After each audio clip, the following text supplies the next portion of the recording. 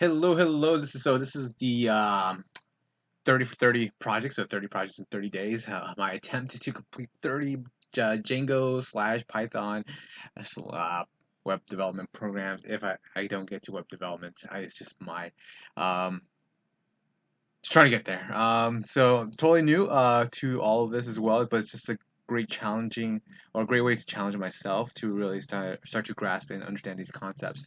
And so, Roy, what I have here, I created a blog site, and I'm just gonna go ahead and run through the code really fast. And first, we went ahead and decided to call this blog site. And so when I configured it, it's using commands such as like the first you need to install Django. So it's just like Django admin, start project, and then I named it, blog site. And then it starts up, and then it gives you these little cool, awesome stuff for a basic setup for you to start your blog site application on Django. First, one of the things that you want to do is you want to migrate it to make sure that it's good with your database, and then after that, you want to develop an app or so yeah, so I started to develop a blog app, which has, I believe, the model. It has a post function or a post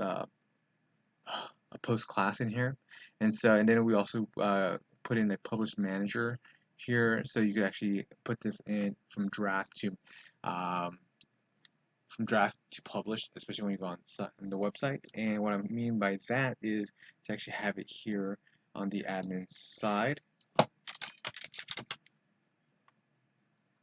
And so, you know what? I think I have to run the app first, don't I? So I did not put this on Docker this time. It's just on my local server. So Python, let's see here, and it should be good to go in a second. Let it run. Okay. So when I created the model, especially I'm using a book called the Django by Example, and let me get you that book. It's a great book. It has a lot of information, a lot of topics covered. Especially, it's a different book from Django for beginners and Django for professionals and Django for API. But this one really delves into a deeper concepts if my computer can handle. Because I'm using like my TV screen right now. Oh, it's slowing down. You see it there, right there. You guys saw a preview of it right here. Django 3 for example. Oh, by example, excuse me. A great book.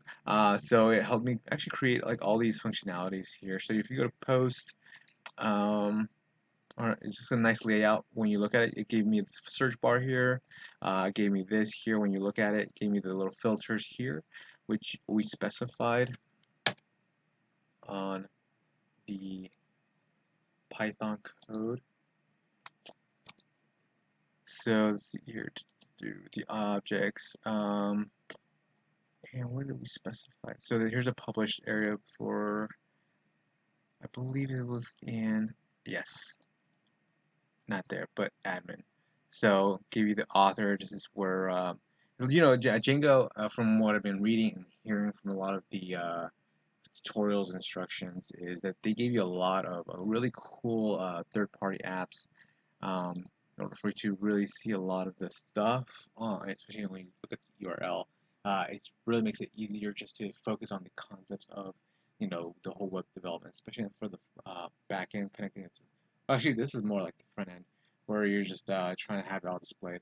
And it also automatically creates a database for you. So instead of going and creating your own MySQL database and all that stuff, you actually create it here on the model, and that's why we have to migrate it. From what I've been understanding, and then like over here, we will create a model here for post, and over here we'll have to do title, and it creates a slug field, which is something where it's kind of cool when you create a post here. And I know I'm really going fast because I don't want to make this a lengthy video, but when you create a post, a title, so let's go learning, you know, or learning Django is fun. And so this is actually something that actually connects with your URL, and we could actually see that when we look at our posts.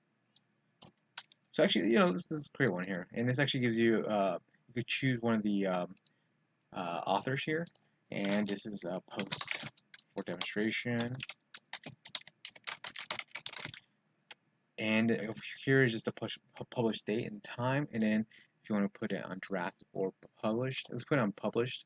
Last time I thought this whole thing was not working because all of my articles or all my posts were on draft, and I was like, what is going on? And it's just a silly little mistake, and just had to change it to how to just change it to published, and I was stuck on figuring out what I did wrong this whole stinking time.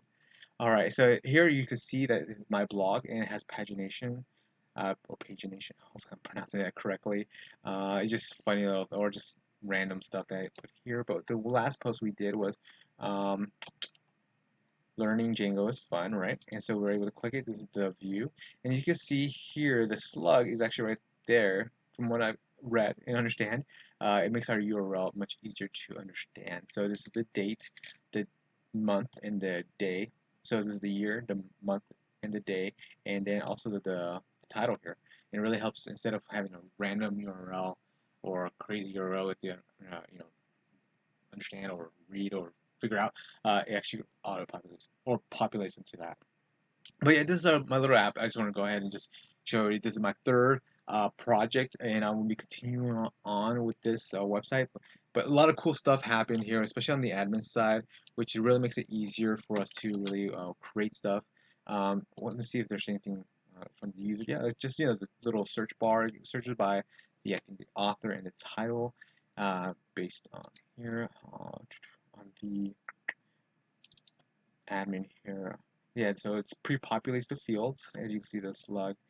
So the pre-population is when we were creating the post, and it automatically populates um, when we create a post. So we can say another demonstration.